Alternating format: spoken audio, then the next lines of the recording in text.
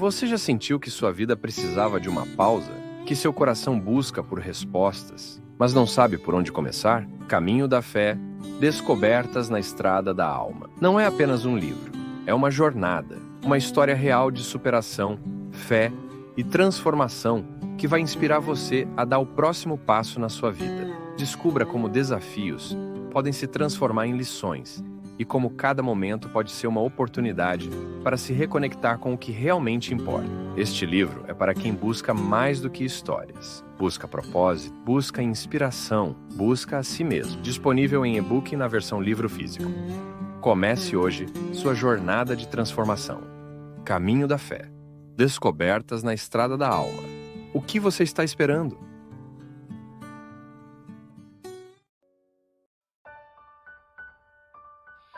Há 8 anos o meu esposo tinha uma coleção de discos. Tenho pena de vender, pois na minha cabeça a alma dele ficaria triste. Peço que o senhor me aconselhe.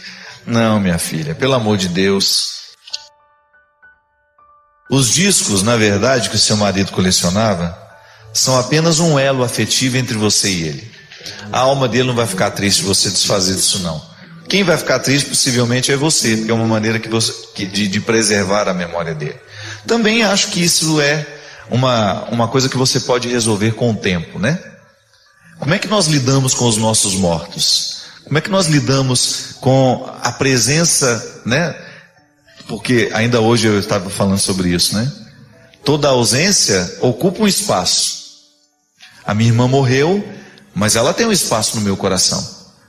Qual que é a melhor maneira de eu preservar a memória da minha irmã dentro de mim? É mantendo o quarto dela intacto? Todas as coisas dela nunca mais posso doar? Não. A melhor maneira é eu ter dentro do meu coração tudo o que de bonito eu vivi com ela. Se me restou alguma coisinha material para me recordá-la, tudo bem. Até torna-se um sacramental, né? Alguma coisa que me recorda. Mas isso não pode ser uma amarra. Você não pode lidar com a materialidade, né? Com esses discos que restaram, né, da coleção que ele tinha, como se isso fosse uma presença real dele dentro da sua casa, e que se você se desfizer disso, você está deixando a alma dele entristecida. Não é assim, não.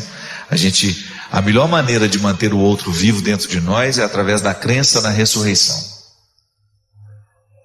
É saber que ele está agora numa dimensão diferente da nossa, e que nesta dimensão que nós estamos aqui, dos signos humanos, das realidades humanas, eu posso espiritualmente levá-lo comigo, como uma lembrança boa, como uma saudade boa, que me ensina e que me motiva a viver. É igual com a mãe que perde o filho, né? Tem muita dificuldade de desfazer do quarto, de desfazer das coisas dele. Isso faz parte do luto. Chega um momento em que isso é necessário para a gente fechar o ciclo do sofrimento, né? Porque se o quarto fica lá do mesmo jeito que era, a gente corre o risco de não permitir que o luto seja organizado dentro de nós. É também uma forma de perder, né? É também uma forma de lidar com aquele que se foi. Porque às vezes nós temos essa ilusão de que a matéria continua fazendo aquela pessoa estar entre nós. Isso não é verdade. Em última instância, o que nós guardamos do outro é o amor que a gente viveu, são as alegrias que a gente experimentou juntos, os sofrimentos que vivemos lado a lado. E isso ninguém rouba de nós.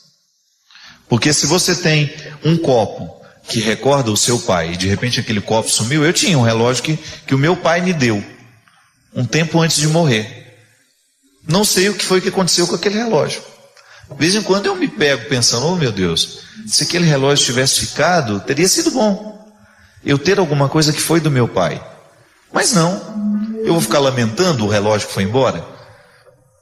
Agora, o que o meu pai deixou para mim, o que o meu pai significa como um ensinamento que jamais poderá ser roubado do meu coração, isso sim, isso vale. Isso é válido. Essa é uma boa maneira de preservar a memória dele. É, de vez em quando, recordando os ensinamentos valiosos que ele me deu. É fazendo por ele, né? Honrar essa memória, vivendo bem tudo aquilo que ele me deixou. Mas são processos dolorosos que nem sempre a gente consegue, né? Organizar da noite para o dia. O tempo vai nos ensinando. Eu desejo que você, nas suas lutas, você tenha sempre o direito e a possibilidade de retirar os seus excessos, para você ter diante dos seus olhos a sua verdade fundamental, sem exageros, só você. E a partir disso, você reencontrar o caminho da vida. Obrigado pelo seu carinho, pela sua atenção. E que Deus abençoe muito você. Que Deus derrame sobre o seu coração, sobre a sua casa, sobre a sua vida, a disposição que caracterizou o coração de Nossa Senhora. Para que, exemplo dela, a gente também possa ser um cristão de verdade, levando sempre Jesus no colo, para apresentá-lo àqueles que ainda não o conhecem. Derrame sobre nós a bênção do Deus Todo-Poderoso, Pai, Filho e Espírito Santo. Que Deus abençoe muito você, que Deus lhe dê muita sabedoria para você também lidar com as suas perdas. Que o tempo todo a gente está perdendo. O tempo todo nós passamos pela experiência de perder. É inevitável. A vida é assim. Mas ao mesmo tempo, nós queremos aprender com aquilo que a gente perde. A consciência do cristão precisa estar muito iluminada para isso. O jeito de agir, o jeito como eu trato e recebo a vida, o filtro que eu coloco para tudo isso, é determinante para que nós possamos apressar a nossa identificação com Cristo. Porque fraquezas todos nós temos. Alguns estão mais avançados na identificação com Cristo, outros estão menos. Mas nós somos todos iguais nesta condição. Ninguém está plenamente identificado, só os santos. Nós, enquanto vivos aqui, homens e mulheres que lutam o tempo todo, é buscar essa identificação. E é aí que nós vamos verdadeiramente identificar quem tem Jesus no coração. Você pode até ter diferenças. É aí que a gente encontra o verdadeiro cristão. Nós não podemos admitir agressão entre cristãos. Esses sites que muitas vezes são terrivelmente agressivos uns com os outros, discutindo posturas teológicas. Quer discutir posições teológicas? Discuta, mas discuta com caridade. Porque Jesus já dizia que o referencial para nós identificarmos onde está o cristão é a caridade, é o amor, é a misericórdia. É possível você pensar diferente do outro, não tem nenhum problema. Nós erramos quando pensamos. Mas nós não podemos perder de vista a caridade que nós vamos exercer. Isto vale para todo o contexto da vida prática, né? Isso vale para todo o contexto da vida. Um momento ou outro você vai discordar. Agora, o que vai fazer diferença é a maneira como você discorda. A caridade não pode estar fora da nossa vida. A paciência não pode estar fora da nossa vida. É o que vai distinguir. Olha lá na palavra, né? Quando olharem para vocês, que todo mundo possa dizer: vede como se amam. Pode até ter diferenças, mas eles se amam. Eles se protegem. Eles se resguardam. Eles vão fazer de tudo para preservarem aquilo que existe mais sagrado. Outro dia eu recebi uma carta linda de um padre que não concorda absolutamente nada com o meu jeito de fazer as coisas. Me fez críticas muito grandes. Só que tinha um detalhe. A carta dele era respeitosa do início ao fim. Sabe o que eu identifiquei? Esse padre verdadeiramente tem Deus no coração. Eu achei bonito porque em muitos momentos ele fala: Padre Fábio, admiro isso, admiro aquilo no seu ministério. Agora, cuidado para isso, cuidado para aquilo. Só que tinha uma coisa: as suas palavras estavam costuradas pela caridade. Muitas vezes, minha gente, nós erramos uns com os outros. Você erra com seu filho, você erra com sua esposa, você erra com seus amigos, você erra com as pessoas que você ama, você erra com os desconhecidos que passam pelo seu caminho. Por quê?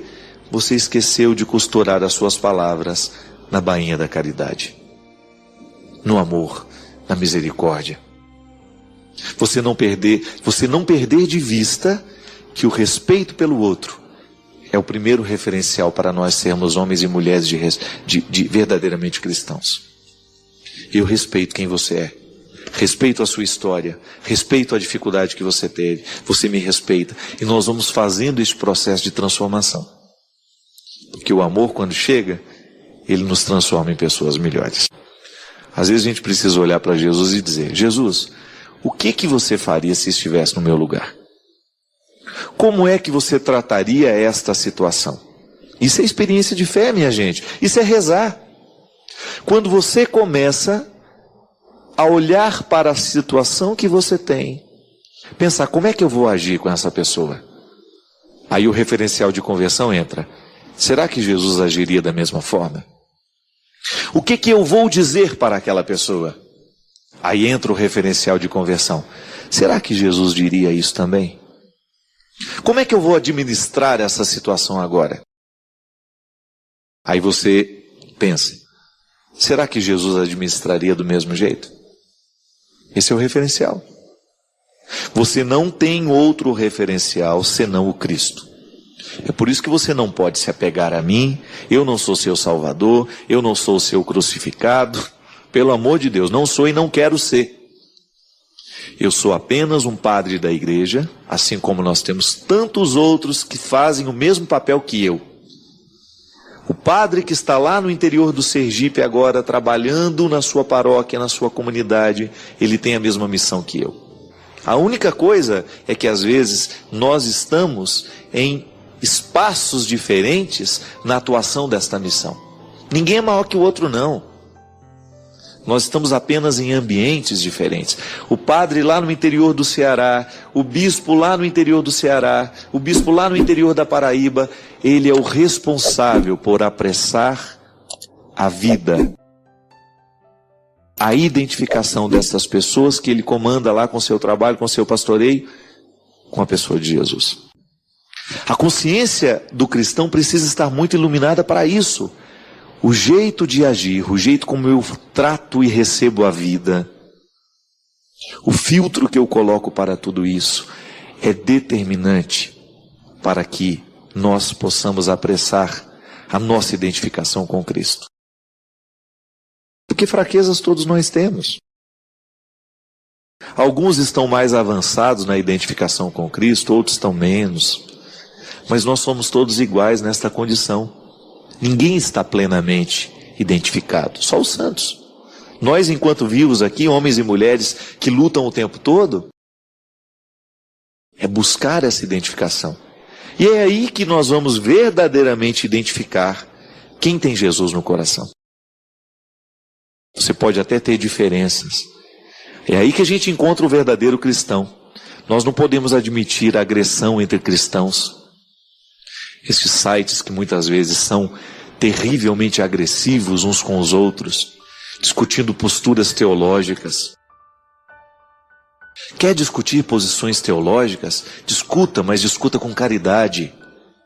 Porque Jesus já dizia que o referencial para nós identificarmos onde está o cristão é a caridade, é o amor, é a misericórdia. É possível você pensar diferente do outro, não tem nenhum problema. Nós erramos quando pensamos. Mas nós não podemos perder de vista a caridade que nós vamos exercer. Isto vale para todo o contexto da vida prática, né?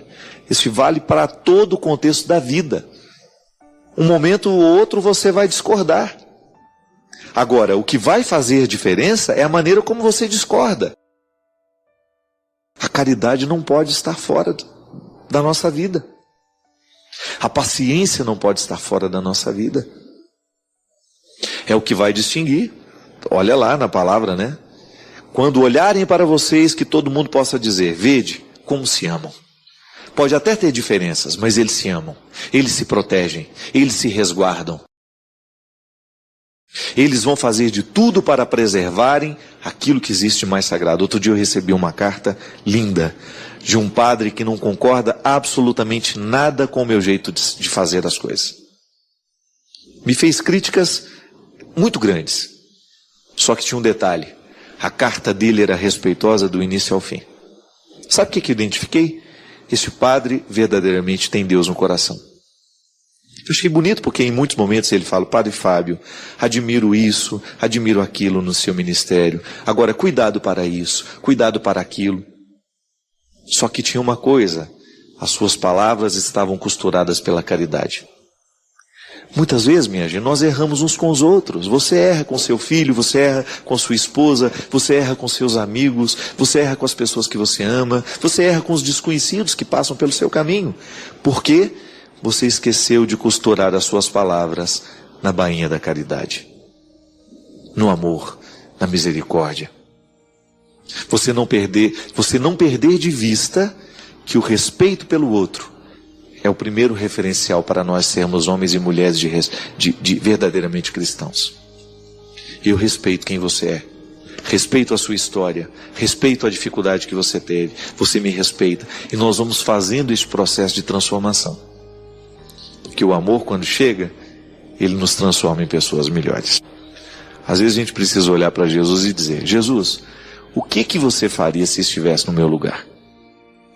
Como é que você trataria esta situação? Isso é experiência de fé, minha gente. Isso é rezar. Quando você começa a olhar para a situação que você tem, pensar: como é que eu vou agir com essa pessoa? Aí o referencial de conversão entra. Será que Jesus agiria da mesma forma? O que eu vou dizer para aquela pessoa? Aí entra o referencial de conversão. Será que Jesus diria isso também? Como é que eu vou administrar essa situação agora? Aí você pensa: será que Jesus administraria do mesmo jeito? Esse é o referencial. Você não tem outro referencial senão o Cristo. É por isso que você não pode se apegar a mim. Eu não sou seu Salvador, eu não sou seu crucificado. Pelo amor de Deus, não sou e não quero ser.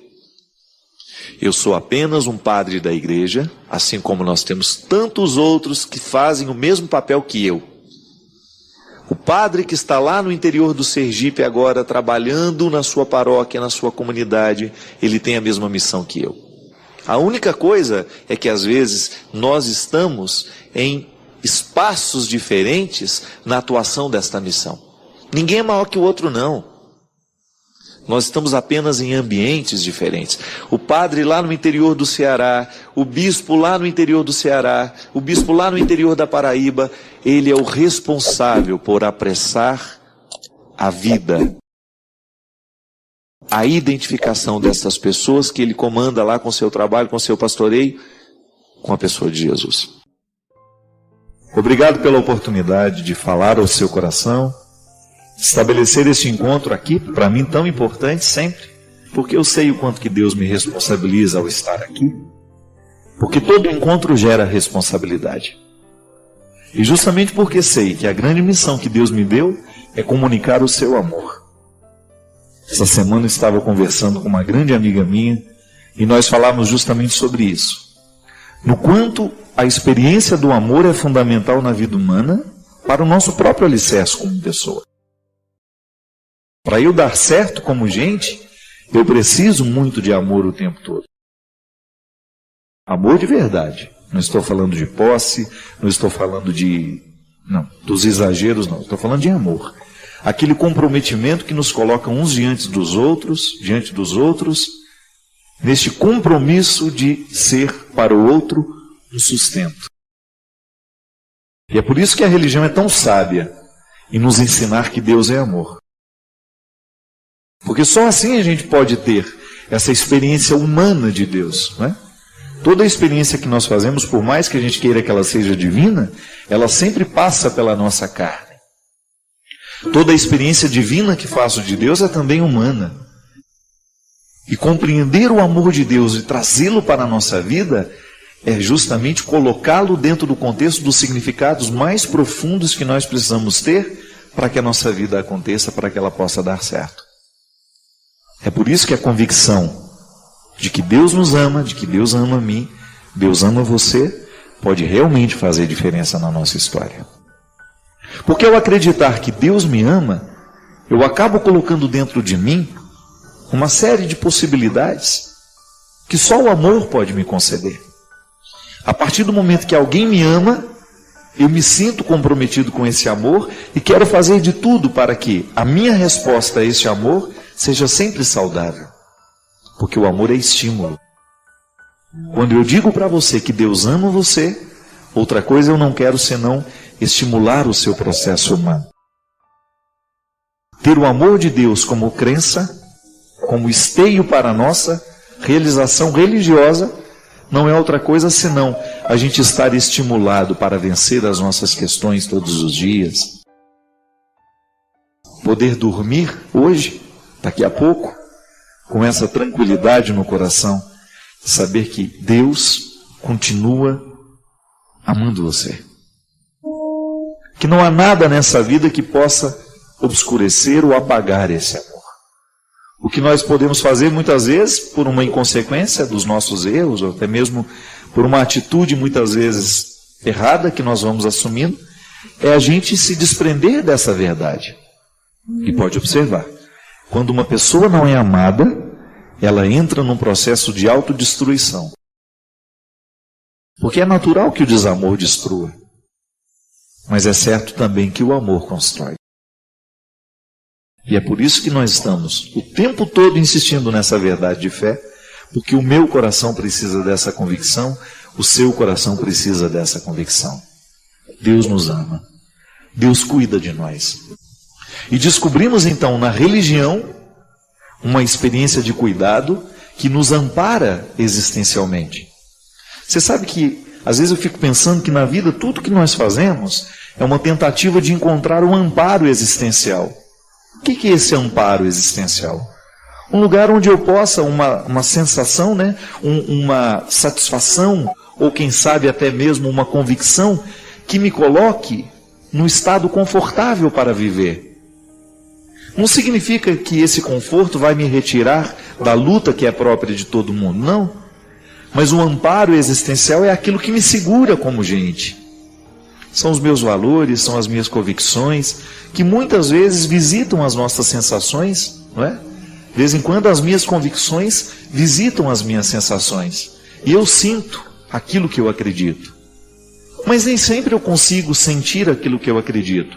Aí eu vivo a experiência de fé numa outra dimensão, que não é tão sensitiva, mas está aqui dentro, é convicção, é caráter, faz parte da minha mentalidade.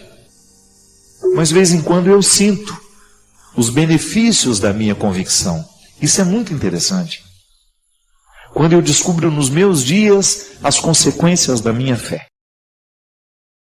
Quando você, por exemplo, deita na sua cama e você consegue resolver todos os dissabores que você teve ao longo do dia, dos desaforos que você ouviu, das coisas que não deram certo.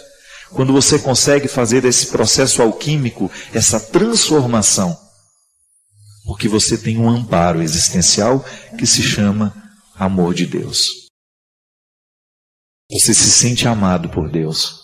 Você não é qualquer um. E porque se sente amado por Deus, você começa a pensar 2, 3 vezes antes de escolher alguma coisa que você sabe que vai lhe fazer mal. Ou você vai pensar 2, 3 vezes antes de dizer alguma coisa que possa fazer mal às pessoas. Você vai começar a medir um pouco o seu jeito de ser. Você vai fazer de tudo para que a sua presença não seja de mais nem de menos. Você vai fazer de tudo para não ser inoportuno, para não ser indelicado, para não ser invasivo. Você vai fazer de tudo para que a sua postura seja condizente com aquilo que Deus espera de nós. É um amparo. Ao acreditar em Deus, ao acreditar que Deus me ama, que Deus me quer feliz, eu construo dentro do meu coração, eu coloco essa pedra, esse fundamento, esse alicerce, para que eu tenha o meu amparo no momento em que a vida for difícil para mim. E só assim a gente fica de pé, quando nós temos bons amparos afetivos, né? E a experiência de Deus é também um amparo afetivo. Mesmo que a minha fé em Deus muitas vezes não visite as minhas sensações, eu preciso ter isso dentro de mim como uma cura de todas as minhas orfandades. Eu não estou sozinho. Eu tenho um Deus que cuida de mim. E como é que Ele cuida de mim? Me recordando, me abrindo os olhos, me fazendo o tempo todo estar consciente para aquilo que eu preciso realizar, e gratuitamente esperar, pacientemente esperar por aquilo que Ele faz por mim. E nessa mistura daquilo que Deus faz por mim, com aquilo que eu faço por mim mesmo, eu tenho então uma pauta de luta, uma pauta humana de transformação, um cotidiano cheio de dinâmica, que não para. Não é? A dinâmica da vida humana nunca vai ter fim. Enquanto eu viver, enquanto você viver, enquanto nós vivermos, nós estaremos neste processo de transformação. Agora, quando a gente está neste processo de transformação, tendo a fé que Deus nos ama, que Deus nos quer bem, tudo é mais fácil. Porque muitas vezes os nossos problemas, as nossas lutas pessoais só serão resolvidas quando estiver dentro de nós essa convicção. Porque eu tenho valor. E porque tenho valor, sou capaz de ir à luta. Sou capaz de buscar os resultados. Sou capaz de não desanimar. É o vínculo, né? É muito importante o vínculo na vida humana. Quando você sente que você tem alguém nessa vida, você acorda melhor, você levanta melhor, você trabalha melhor. O amor faz isso com a gente. A partir do momento que nós estamos vinculados, a gente começa a ter mais cuidado com a vida que tem. Porque você sabe que o seu vínculo, você estar ligado ao outro, é instância de vida para o outro. Só assim a gente entende por que o pai é capaz de se cuidar mais depois que ele tem um filho. Porque ele sabe muito bem que esse vínculo não só lhe impõe o prazer de ser pai daquele menino, mas lhe impõe também a responsabilidade. Porque eu amo, porque eu sei que ele precisa de mim, eu começo a ser mais responsável com esse amor. E isso é corresponder, né? Eu vou cuidar um pouco mais da minha vida, eu vou cuidar um pouco mais do meu coração, porque eu agora tenho vínculos.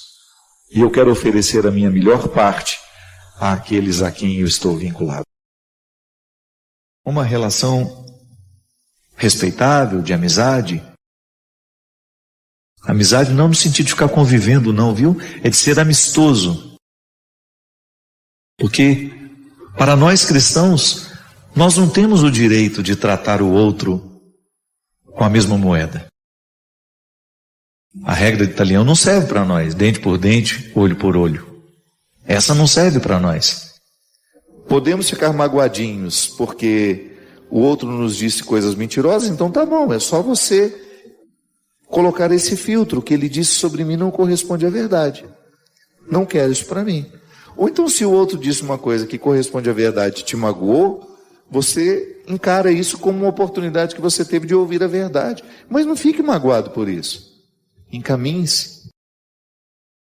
Porque se a gente não encaminha a mágoa, ela vai nutrindo, ela vai crescendo, ela vai nutrindo outros sentimentos desfavoráveis demais a nós. Por que a gente não rumina o que é bom? Por que a gente não rumina essa palavra que coloca coisas boas na nossa mente e ao invés disso a gente fica ruminando a palavra ruim que a gente escutou ao longo do dia? Você mesmo. Quantas vezes você foi deitar e não conseguiu parar de ruminar aquela palavra infeliz que alguém lhe disse no seu ambiente de trabalho? Pode ser que esteja acontecendo hoje. Você esteja extremamente chateado com uma palavra maldosa que você ouviu, ou com uma coisa ruim que você ficou sabendo que alguém fez contra você. Você leva isso para a cama e não consegue nem dormir direito porque fica ruminando isso.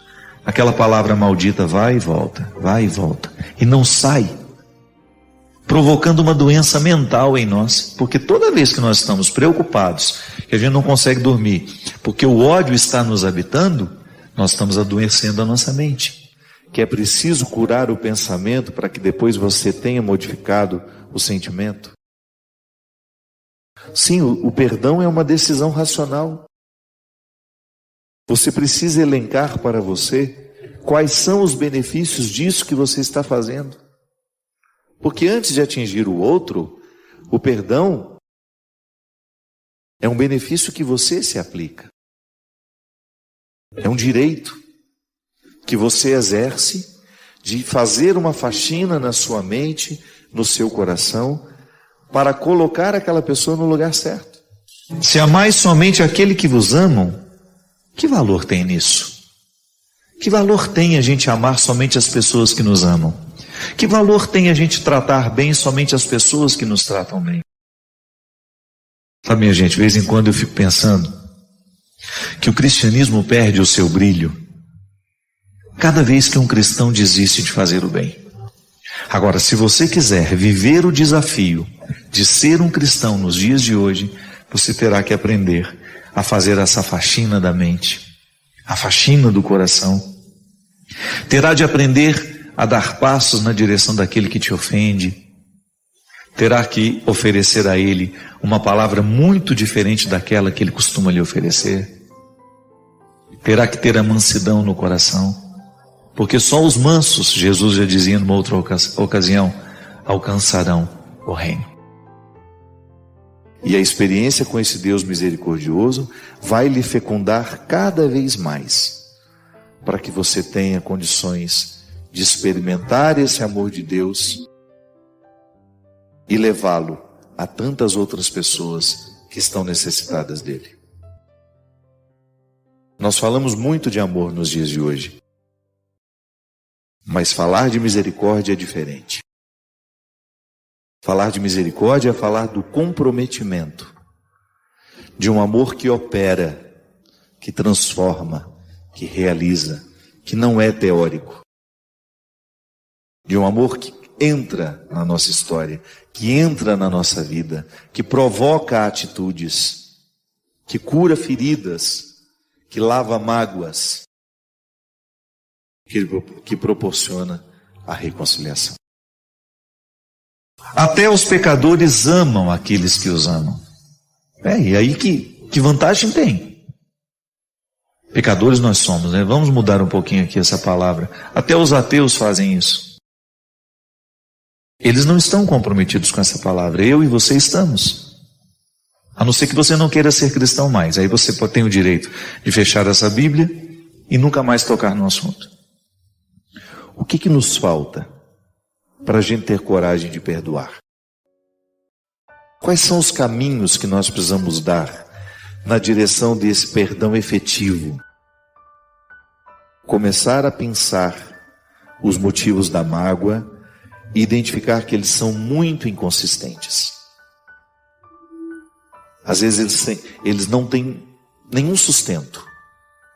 Eles são bobos, eles são mentirosos, mas a gente resolveu guardar como se eles tivessem fundamentos. Não tem. E se tem algum fundamento, aí você começa a ter uma capacidade de reconhecer que aquilo que ele lhe disse não foi tão mentiroso assim. E que se tinha alguma correspondência a alguma verdade, encare como uma correção. Eu faço questão de colocar esse trecho do Evangelho de Lucas, por ser ele um estatuto bastante difícil de ser compreendido. Porque pode parecer um prejuízo, pode parecer que nós estejamos abrindo mão do bom senso, pode ser que a gente esteja ficando bobo ao fazer isso, mas não. Na verdade, esse avesso, ele nos proporciona uma maturidade espiritual, uma maturidade afetiva, que vai nos beneficiar demais depois que ela for alcançada. Porque você vai esperar menos do outro. As nossas decepções, elas acontecem, não é porque o outro nos ofereceu muito pouco, é porque nós esperamos muito dele. Os nossos erros são aí, muitas vezes estão aí. O outro ofereceu aquilo que ele podia, mas nós esperávamos tanto, tanto, tanto. Projetamos tanto, imaginamos tanto o outro, que quando ele foi ele de verdade, não nos bastou. É tão interessante quando nós descobrimos que ter autoridade sobre si é uma forma muito, mas muito interessante de transformar o mundo. Lidere-se. Tenha autoridade sobre os seus sentimentos. Expulse do seu coração as mágoas que não lhe edificam. E faça crescer os sentimentos nobres. Você vai ver que vai ficar muito mais natural amar e ser amado. se dentro das nossas cidades, na nossa rua, no nosso bairro, se a gente conseguisse viver essa proposta, essa regra de ouro, que até mesmo os ateus podem observar. Qual é o mérito de amar quem nos ama? Você que está aí acostumado a lidar com quem você ama e com quem ama você, isso a gente já sabe. A gente precisa aprender agora a lidar com quem não nos ama. A gente precisa colocar uma semente de cristianismo entre nós que não nos amamos. Lidar com os que a gente ama, a gente já aprendeu um pouco. É claro que a gente ainda esbarra em dificuldades, porque também não é fácil lidar com quem a gente ama. A gente precisa encontrar o ponto de equilíbrio entre o não e o sim, o tanto que a gente permite, o tanto que a gente nega, o tanto que a gente cuida, o tanto que a gente precisa deixar um pouco descuidado para ver se o outro acorda. É um aprendizado constante lidar com quem a gente ama, mas é muito mais fácil lidar com quem a gente ama e por quem a gente é amado. O desafio é para mim, o desafio é para você, porque eu também preciso internalizar esse estatuto. Eu também tenho vontade de devolver o mal com o mal. Eu também sinto o desejo de gritar a palavra que agride aquele que me agrediu. Mas se nós quisermos observar a palavra de Jesus, nós teremos de quebrar o poder deste ódio dentro de nós.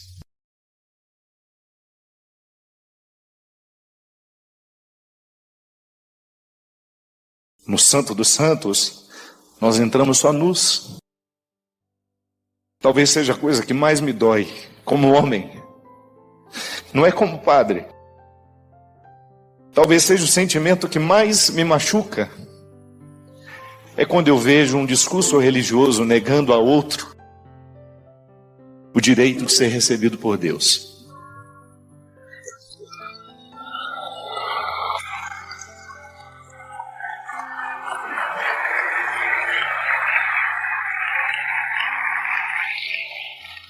Porque eu olho para aquele que me traz aqui, eu fiquei padre por causa de Jesus.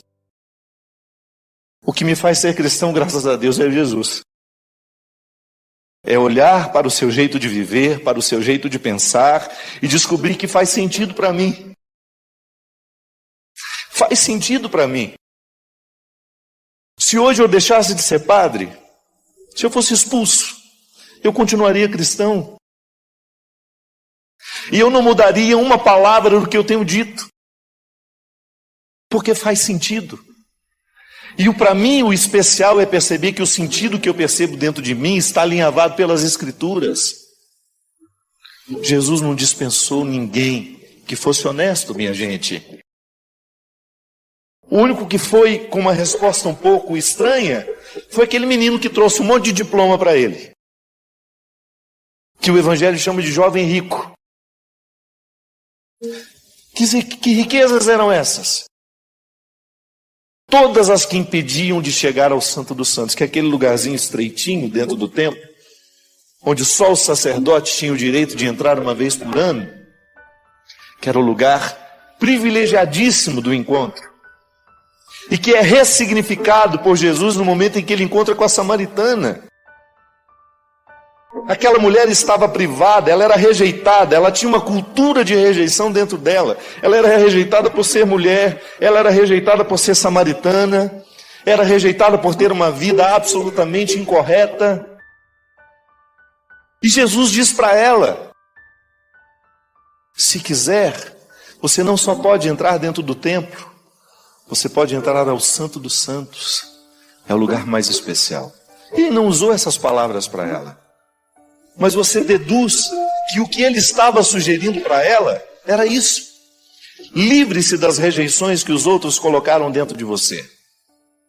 Livre-se das rejeições culturais, livre-se das rejeições religiosas, de tudo aquilo que foi um discurso desonesto, que não compreendeu quem você era, porque foi feito a partir de um homem ou de uma mulher que também não compreenderam quem eles eram. Seja honesto. Quando for evangelizar alguém, quando for evangelizar os seus filhos, seja honesto. Olhe-se. E também encontre essas rejeições que estão tão arraigadas dentro de você. Sim, todos nós aqui, de alguma maneira, um dia, foi nos colocada essa compreensão tão equivocada. Deus tem dificuldade com você, viu? Por isso. Mas eu estou te falando isso porque te amo. Ah, tá. É o último da fila que ele escolhe. Você olha para os apóstolos, os discípulos que Jesus quis com ele. Eu não escolheria nenhum deles. Aí você, num determinado momento da sua vida, se sente menos cristão por isso. Porque você tem dificuldade de sentir-se amado. Porque o resultado da sua vida não é satisfatório. Não é o suficiente para você sentir que Deus possa ter um carinho por você. Nós estamos errando. Em algum lugar nós estamos errando terrivelmente. Porque se nós provocamos isso nas pessoas, se nós estamos colocando uma indisposição entre elas e Deus, de alguma forma nós estamos errando na construção dessa palavra, na construção desse discurso. Eu não sei o que restou de você, eu não sei quantos anos você tem de cristianismo, eu não sei quais foram as batalhas que você precisou enfrentar, quantas pessoas olharam com desdém para você, quantas pessoas ainda olham nos dias de hoje não acreditando na sua luta. Eu não sei quantas pessoas olharam com desprezo para você pelos erros que você havia cometido ou pelas próprias escolhas erradas que você fez, não sei. O que eu sei é que se você não colocar essa rejeição sob comando,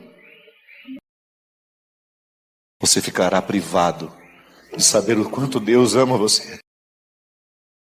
Ele troca reinos. A palavra diz isso. Troca reinos. Dispensa toda e qualquer riqueza para ficar com você. Eu não tenho direito de mudar uma linha desse evangelho. Então, se eu estou errado, eu prefiro errar ao lado dos que hoje são rejeitados. Se eu estou errado,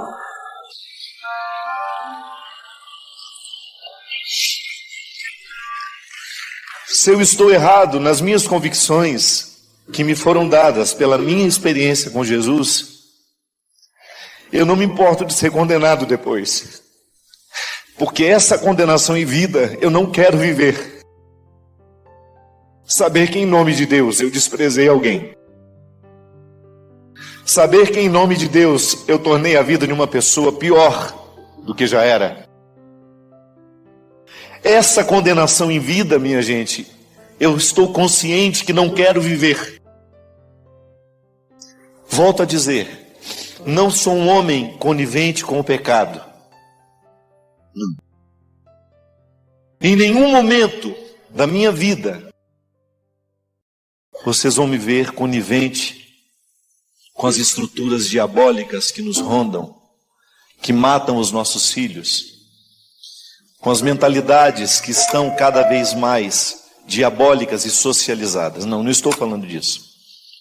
O que eu não quero é perder a oportunidade de anunciar esse Deus amoroso, libertador, que provoca uma vida nova em toda criatura que honestamente dele se aproxima.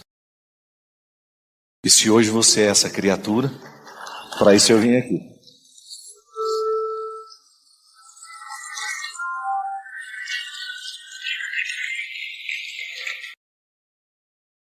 Você pode ter certeza que eu sou um homem de muitos erros, de muitos defeitos, mas eu não perco de vista o amor que Deus tem por mim.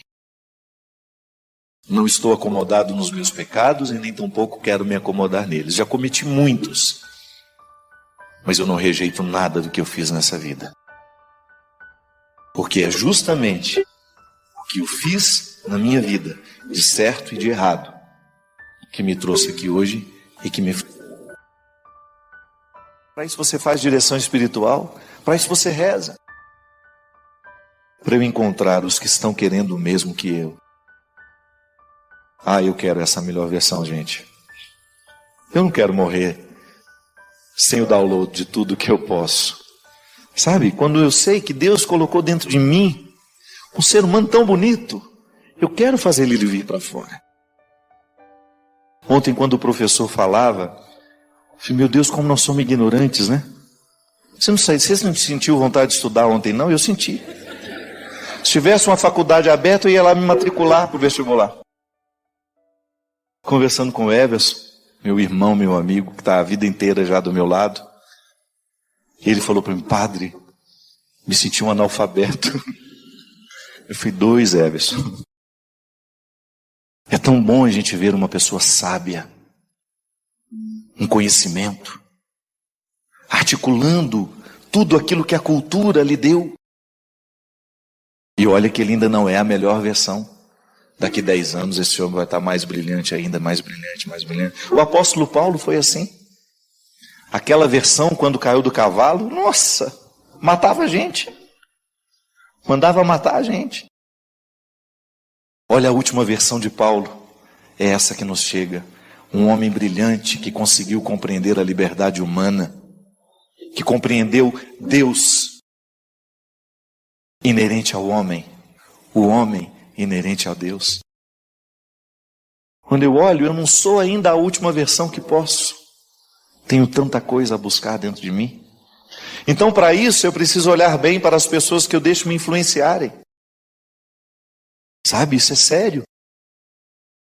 Se eu insisto numa ambiência fútil, esqueço. Não vou crescer. Agora, se eu me cerco de situações e pessoas que vão me ajudar a avançar. 5 pessoas? Existe a média, né? Falam que o estudo que nós somos a média das 5 pessoas que a gente mais convive. Se a gente convive com pessoas que nos influenciam de forma negativa, a gente vai se tornando como elas. Sério isso, não é? Quem são as suas 5 pessoas?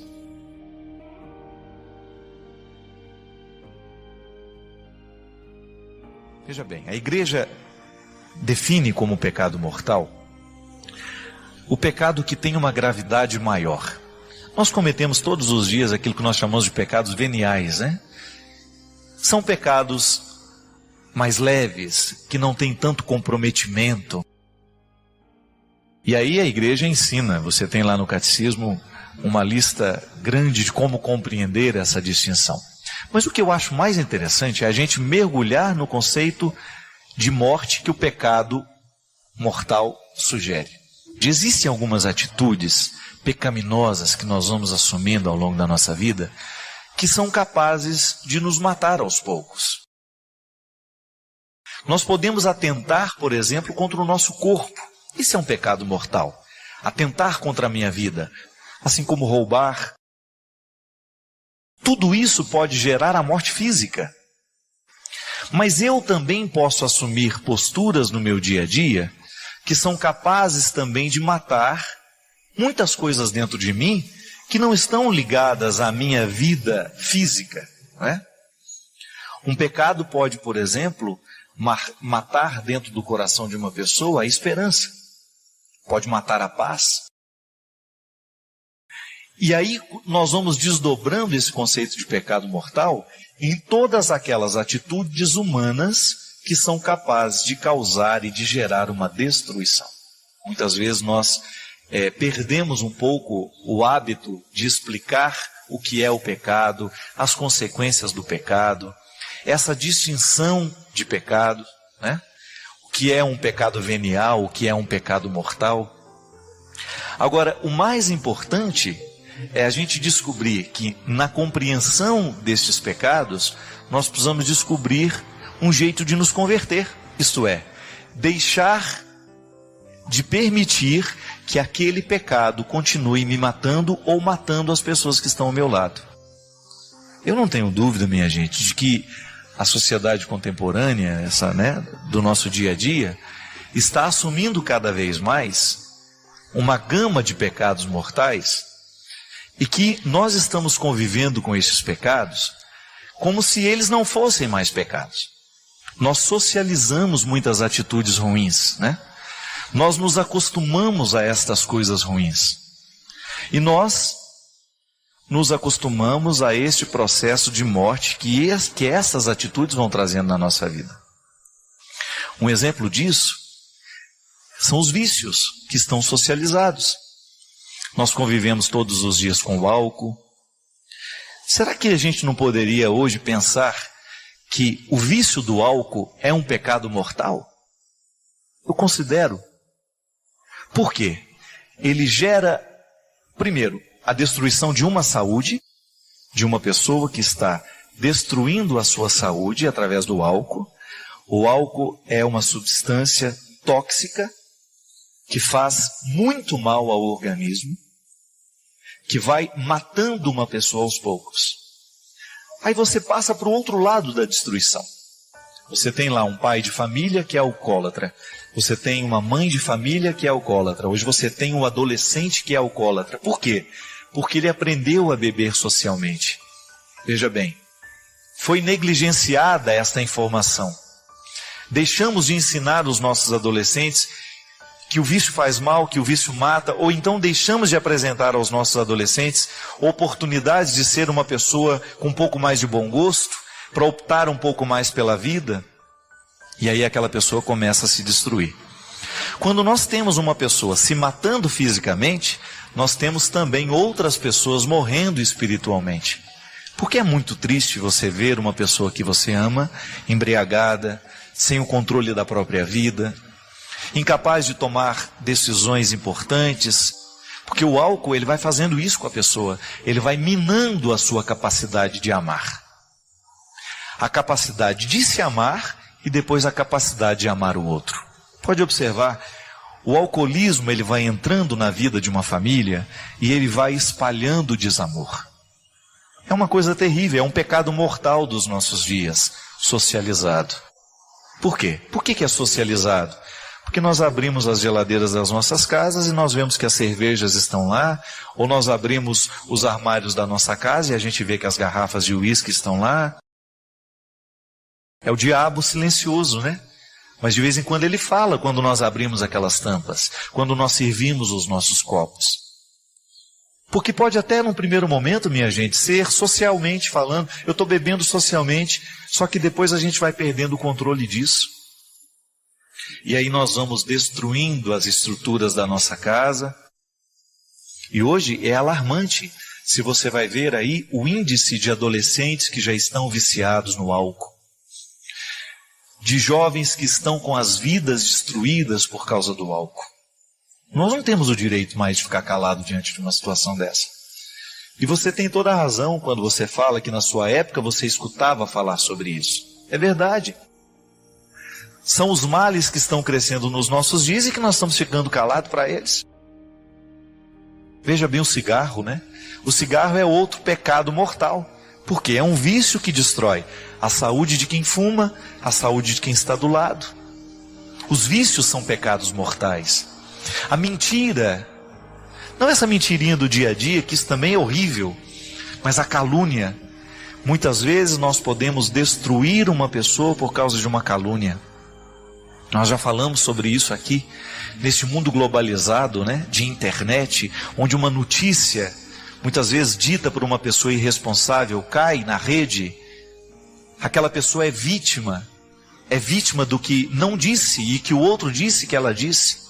É uma coisa terrível. O mal está presente. Muita gente está fazendo a opção pelo mal, está usando da internet para poder socializar o que é ruim. Nós vamos pecar com essas pessoas no momento em que a gente encaminha aquela mensagem, no momento em que nós também ajudamos a fofoca a criar corpo. São comportamentos. Muitas vezes nós temos um apego possessivo pelo outro, né? Nós temos uma relação de apego que é um pecado mortal. Por quê? Porque nós geramos morte na vida da pessoa. Nós não permitimos que ela seja melhor. Nós amarramos aquela pessoa em nós. Então o pecado mortal ele pode ter muitas faces. Ele pode ser este crime que nós vemos acontecer quando alguém pega uma arma e mata o outro, mas ele pode também estar costurando uma relação afetiva, quando você percebe que o outro está tomando posse da pessoa, quando o outro está de maneira muito irresponsável acampando territórios da vida do outro que ele não tem direito. É pecado mortal quando um pai negligencia a responsabilidade de educar um filho. É pecado mortal quando uma mãe deixa que o filho faça o que quer, porque não quer ter problemas, não quer choro na cabeça. Então são muitos os pecados que são mortais na nossa vida. Basta a gente pensar, aquele gesto, aquela atitude gerou morte em mim, gerou morte no outro. Aquela atitude teve uma repercussão muito negativa, o que eu fiz feriu, o que eu fiz machucou. E aí nós vamos ter todo o contexto do pecado mortal diante dos nossos olhos. Os que nós já estamos acostumados a saber que são mortais e aqueles com os quais nós convivemos e socializamos na nossa vida. Porque às vezes a gente fica olhando para o Evangelho de maneira muito apaixonada, muito romântica, e a gente não percebe a crueza que é a proposta do Evangelho. É duro. Costumo dizer que seguir Jesus não é moleza, não. Acreditar nas suas verdades requer muita coragem. A dor faz parte do cultivo da fé. Não é masoquismo, não. É realidade. É realismo. É a gente entender que acreditar em Deus tem repercussões diretas na nossa vida. E sobretudo no momento em que a gente sofre, a nossa fé está sendo burilada, está sendo purificada. É no momento em que a gente se sente indigente, é no momento em que nós nos sentimos limitados, que nós fazemos a experiência da fé mais pura. Porque quando a gente está indigente, quando nós estamos sem muitos recursos, nos resta o quê? A singularidade do ser. E é na singularidade do ser que a gente encontra o código dos nossos valores. Se você quiser realmente chegar ao profundo dos seus valores, das regras que te regem como ser humano, retire os seus excessos. Muitas vezes os nossos excessos nos impedem de conhecer a nossa verdade fundamental. Eu mesmo já cheguei à conclusão, observando a minha vida, observando as pessoas que me são próximas, como é fácil a gente se perder de nós mesmos por causa dos nossos excessos. E é engraçado porque a dor, ela faz esse processo natural de nos fazer chegar ao simples. Pode até num primeiro momento a gente relutar, a gente não querer, mas se a gente vive o processo natural da dor, ela nos encaminha para um território onde tem que prevalecer a simplicidade.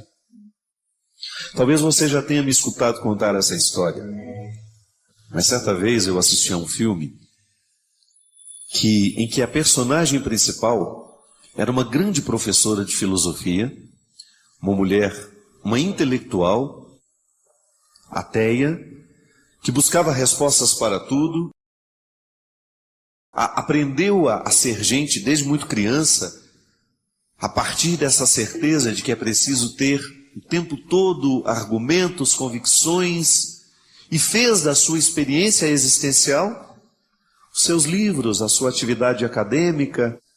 E não é nenhum problema isso, desde que você faça o equilíbrio o tempo todo com a simplicidade e com a sabedoria, né?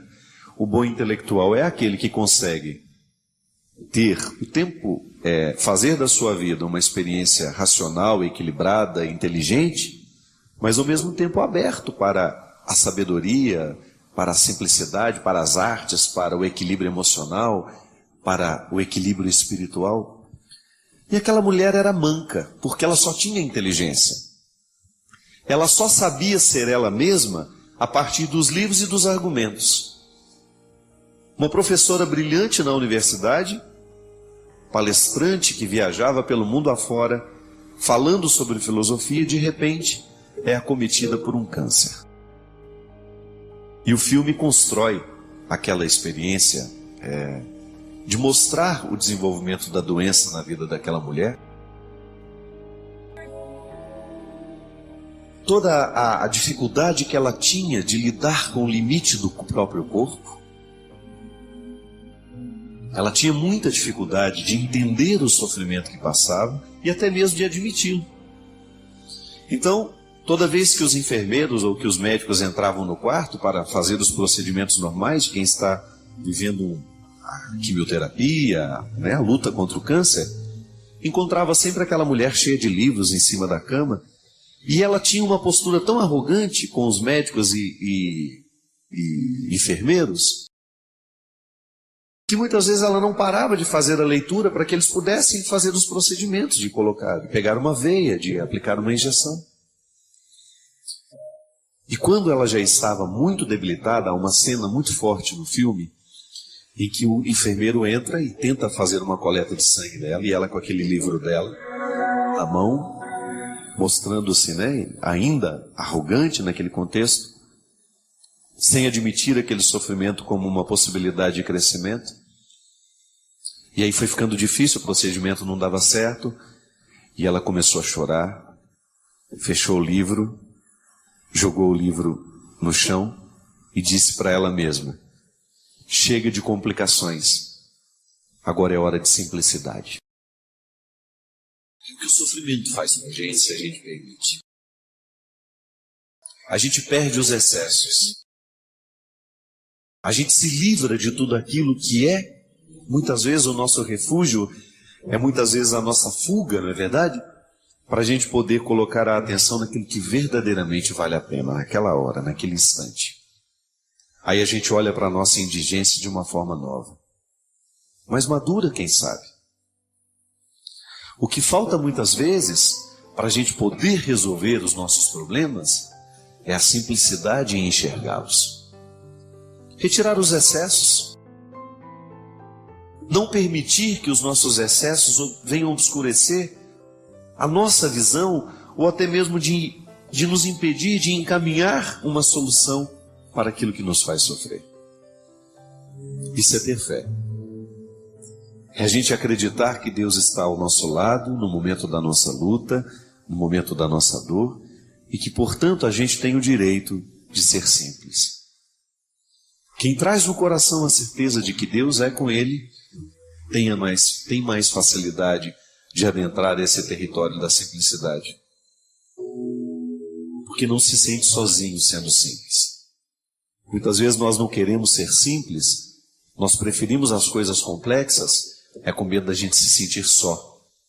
É aquela doce ilusão de que as nossas paredes nos acompanham, que os nossos livros nos acompanham, que as nossas realidades podem vir dar suporte a essa orfandade que todo mundo um dia experimenta no momento da dor, no momento do sofrimento.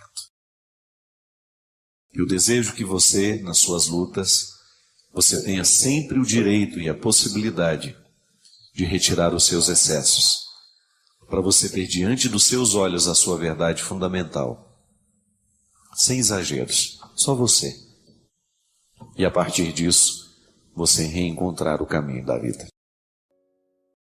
Obrigado pelo seu carinho, pela sua atenção. E que Deus abençoe muito você. Que Deus derrame sobre o seu coração, sobre a sua casa, sobre a sua vida, a disposição que caracterizou o coração de Nossa Senhora. Para que, exemplo dela, a gente também possa ser um cristão de verdade, levando sempre Jesus no colo, para apresentá-lo àqueles que ainda não o conhecem. Derrame sobre nós a bênção do Deus Todo-Poderoso, Pai, Filho e Espírito Santo. Você conhece algumas pessoas, já deve ter passado pela sua vida alguém que lhe foi redentor. Sabe o que significa redenção? É a gente ser retirado de uma situação desfavorável e colocado numa situação melhor. Então não me redime aquele que me proporciona uma oportunidade de sair da minha miséria, de sair da minha situação desconfortável para ir para uma melhor. Se humanamente isso falando já é possível e já é bom, você experimentar na sua alma, você ser redimido por alguém, muito mais quando nós falamos de uma remissão que é muito superior ao significado dessa. A redenção de Cristo é lhe retirar da sua condição adâmica e lhe conceder a sua nova natureza. É como se uma nova natureza nos fosse dada, sabe?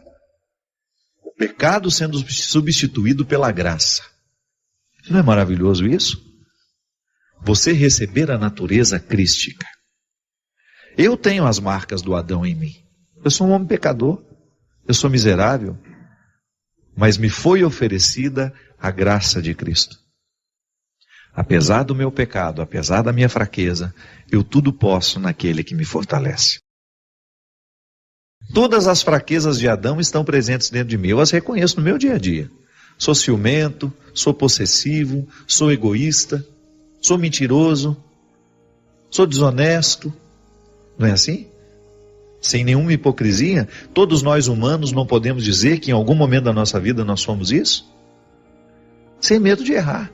Você também já mentiu, você também já foi desonesto, você também já foi fofoqueiro. Só que nós somos convidados a viver de um outro jeito. Apesar de todas essas fraquezas estarem em mim e em você, nós somos convidados a dar um passo na direção de um ser humano melhor. Que não é só o nosso esforço. É claro que o nosso esforço conta nessa história, mas é a graça de Deus agindo sobre o nosso esforço que nos dá o direito de dizer: tudo posso naquele que me fortalece. Uma nova natureza nos foi oferecida. Adão foi vencido pelo Cristo, foi superado pelo Cristo, foi redimido pelo Cristo. Toda vez que nós estivermos acabrunhados pelo nosso pecado, pelos malefícios da nossa tendência à mesquinharia, a tendência àquilo que é ruim, nós precisamos nos recordar da voz de Jesus a nos chamar e a nos convocar para que a gente possa chegar ao lugar que Ele preparou para nós. Você ainda não chegou nem à metade daquilo que Deus preparou para você. Vou persistir. E mesmo nas marcas daquela dor eu vou continuar, eu não vou desistir. Eu não vou aceitar o fracasso como definitivo. Vou até passar por ele, porque sou filho de Adão, e eu ainda tenho as marcas do pecado em mim, então é natural que eu venha fracassar. Mas no momento em que essa força de Adão me puxar para este fracasso, eu vou me recordar da força de Cristo me ajudando a significar todas as minhas quedas. O verdadeiro cristão é aquele que significa todas as suas quedas a partir da dinâmica da graça. Eu posso até cair, eu posso até vacilar, mas vai ser apenas uma oportunidade para um recomeço. Talvez seja só para me lembrar que eu sou frágil, que eu tenho que ter paciência com os que estão ao meu lado, que eu não tenho o direito de ser arrogante, que a minha experiência de fé, ela tem de me conectar àqueles que são fracos como eu, que eu não estou nessa caminhada sozinho, que nessa caminhada não cabe arrogância, não cabe prepotência, não cabe vaidade. Aliás, a vaidade espiritual é a pior que nós podemos ter na vida. Que quando a gente olha para a experiência de Deus que nós fizemos, e a gente se sente melhor que os outros por causa dela. Isso é contraditório. Toda vez que eu posso naquele que me fortalece, eu tenho que poder com humildade. Esse posso aqui não é nariz empinado, não. Esse tudo posso aqui é um tudo posso totalmente radicalizado na simplicidade, na humildade. Esse tudo posso é muito diferente daquele que tem o poder e que se sente poderoso por isso, que se sente especial pelo poder que tem. Então, ao dizer tudo posso naquele que me fortalece, eu tenho que naturalmente me recordar de que a simplicidade é que me move nesse poder. Eu tudo posso, mas eu tenho tudo poder com simplicidade, com humildade. E assim a gente vai buscando esse lugar que Deus preparou para nós. Esse lugar de excelência, né? Esse lugar onde nós teremos a oportunidade de desfrutar o conforto de ser quem a gente é. O conforto de ser quem a gente é. Às vezes a gente passa uma vida inteira para encontrar o lugar da gente no mundo. Às vezes a gente passa muito tempo investindo em sonhos, em projetos, estudando isso, estudando aquilo, tudo porque a gente só quer isso. A gente gostaria de chegar no momento da nossa vida e poder dizer: encontrei o meu lugar no mundo. Estou feliz sendo quem eu sou. Pode até você pode até ter variações, mas você sabe que você está no lugar certo. É isso que Deus faz com a gente. Quanto mais nós permitimos que Ele entre na nossa vida, maior é a clareza que Ele vai nos dando de estarmos ou não no lugar certo. É como se você estivesse reforçando todo o seu sistema imunológico para você poder enfrentar todas as adversidades da vida, todas as dificuldades que são próprias da vida, para que você chegue ao lugar que Deus preparou para você.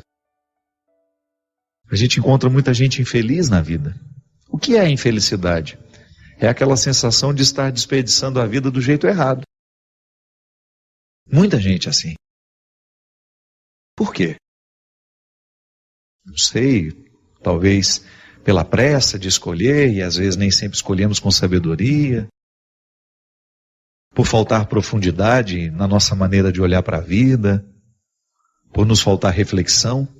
Muitos erros a gente comete porque nos falta reflexão. O fato é que existem muitas pessoas hoje infelizes, precisando de remédio para dormir, para acordar, para comer, para isso, para aquilo.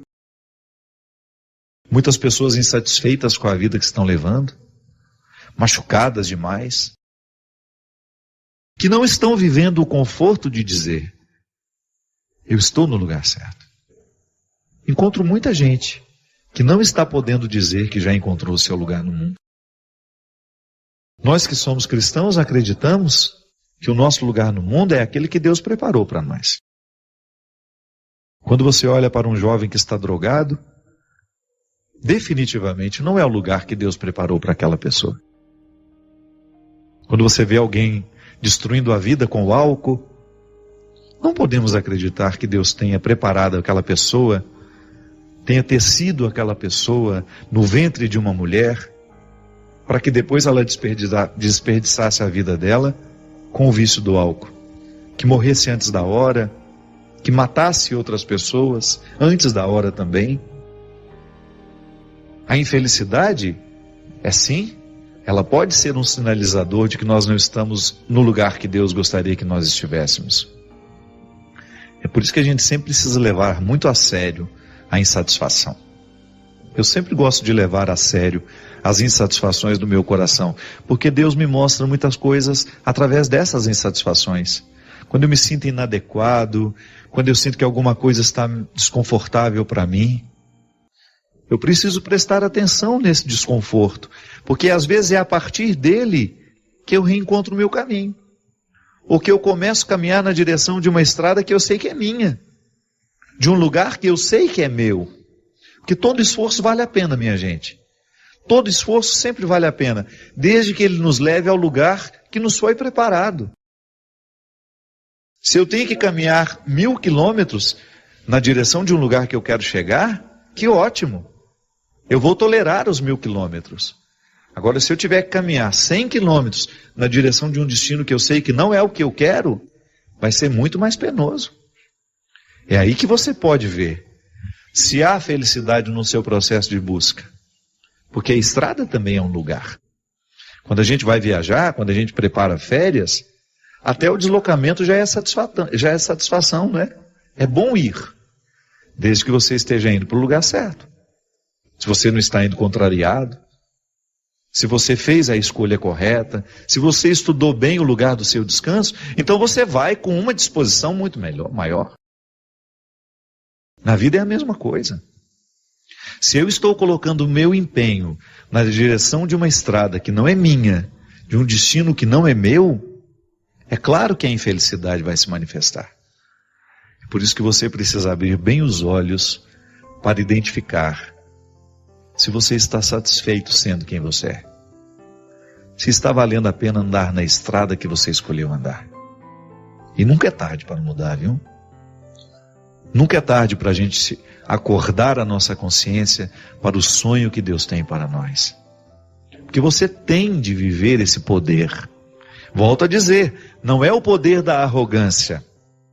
O poder de Deus na nossa vida é esse que nos fortalece e que nos dá o direito de dizer que nós tudo podemos naquele que nos fortalece. É o poder da simplicidade, da humildade, do desprendimento, da pureza de coração. Deus fica grandioso no coração que é puro. E nós precisamos aprender o tempo todo. Porque eu, você, nós aí nas nossas paróquias, como nós somos mesquinhos, como nós queremos amarrar as coisas em nós.